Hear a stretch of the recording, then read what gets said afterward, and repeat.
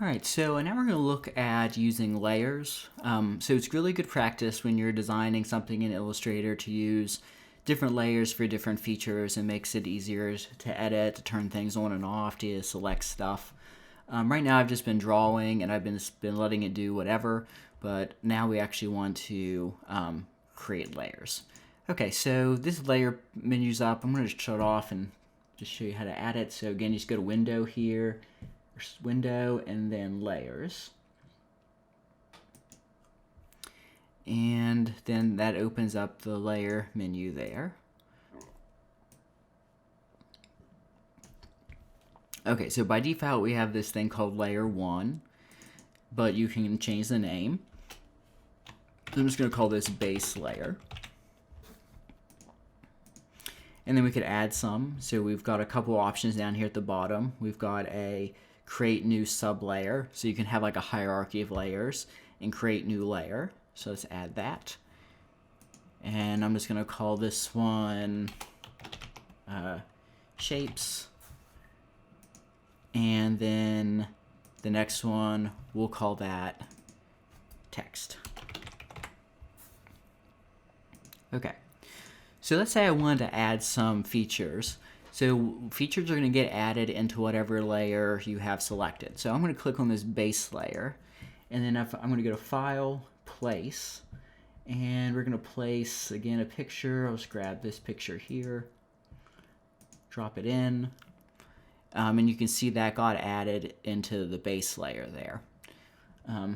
Real quick, I'm just going to go into Objects here, Transform, Objects, Transform, Scale, and we'll just bump this down a little bit to, let's do 60%, and that did that.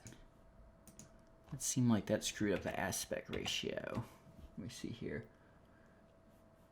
Well, yeah, I think I did screw up the aspect ratio. Let me do a shift. I'm just going to go down Shift and drag it down. There we go. All right, so there I have an image in the base layer. Okay. And then let's say I want to add a shape. I could make sure I'm clicked on the shape layer. Again, we go up here, draw a shape, and that adds into that layer. So if I click on this drop down, that object is in there.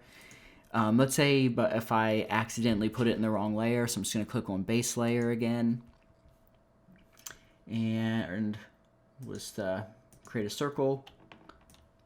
Okay, so that should have been in my shapes layer, but it got added into my base layer. So to move it, you just simply can grab it and then move it into the other layer. And you can think of this as like layer cake thing, similar to like the contents list in like QGIS or ArcGIS Pro. So this is the drawing order. So let me move this up. You can see how the picture drew behind these objects because it's lower in the list.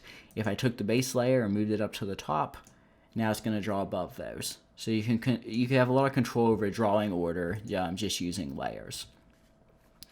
And real quick, I'll show you what some of these options or these symbols mean in here. So this little eye symbol means that it's visible. So for example, if I click off the whole shapes layer, all the features in that layer will disappear.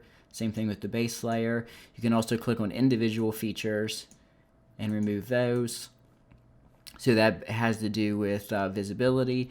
You can, if you click in this blank area here, then that locks it. So that means that you can't work with or manipulate that layer. So you can do that if you are done with the layer and you don't want to accidentally change or delete something.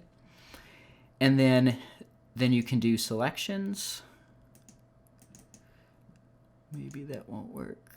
Oh, there we go. So you can do selections with this. And again, I'll show you what's selected.